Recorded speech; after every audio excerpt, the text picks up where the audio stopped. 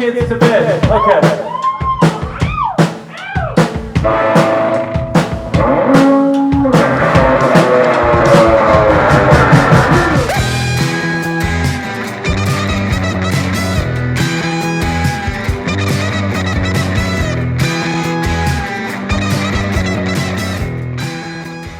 Well, I think that bands are traditionally pretty unrealistic, in terms of continuing on under certain circumstances forever.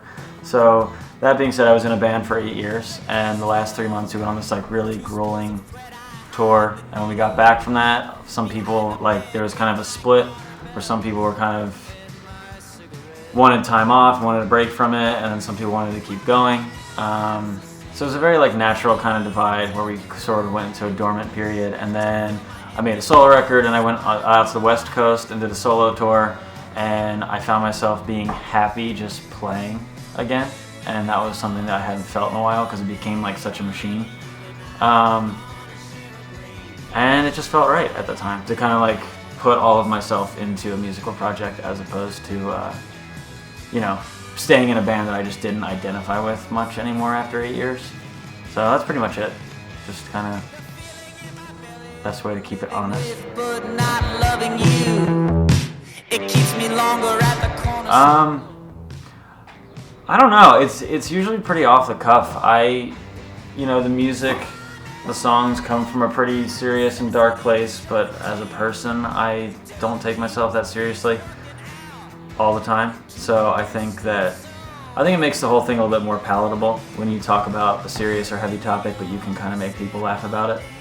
A lot of people reach me in that way, where if I find myself laughing about something that's really fucked up or dark or heavy, but that means I'm really understanding it and I'm really kind of digesting it, and I think it helps with that.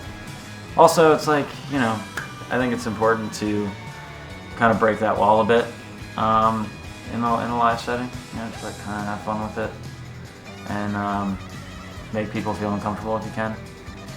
I don't know, do it all together. Yeah.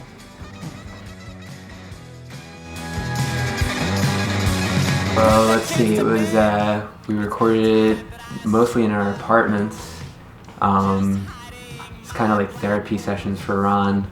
He'd come and sit on the couch, and then we'd figure out, based on how he was feeling that day, how a guitar should sound.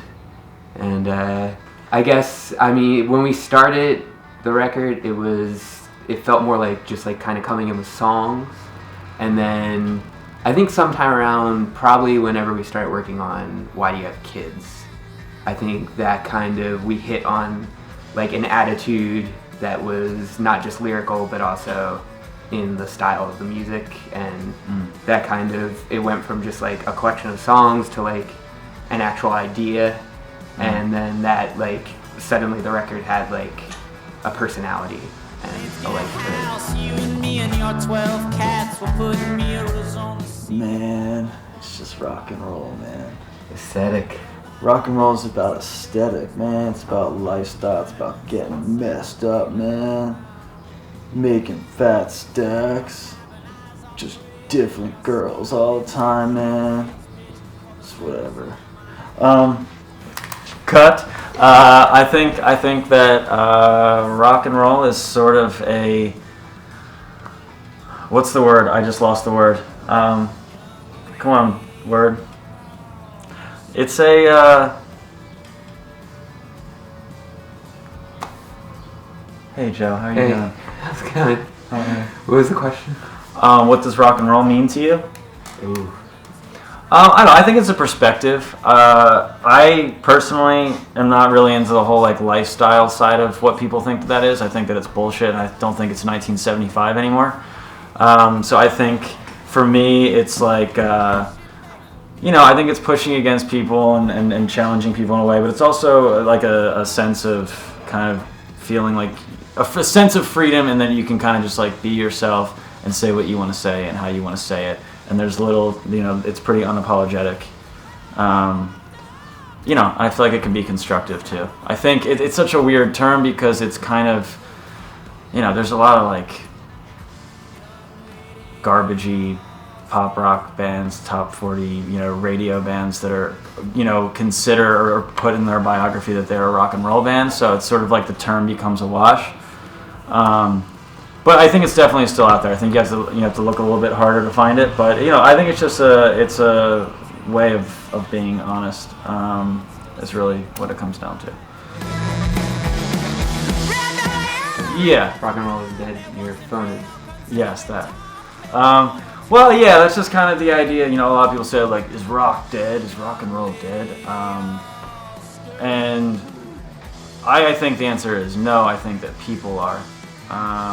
And, if people are going to go to a show and look at their phones and act like they're deceased, then that's really the problem, because people are still making the music. People are still putting themselves into it. They're creating something that is real and raw, and it's not the bands necessarily. It's like the lack of people that are willing to respond to that or let loose and allow that to become something that can have a bigger platform.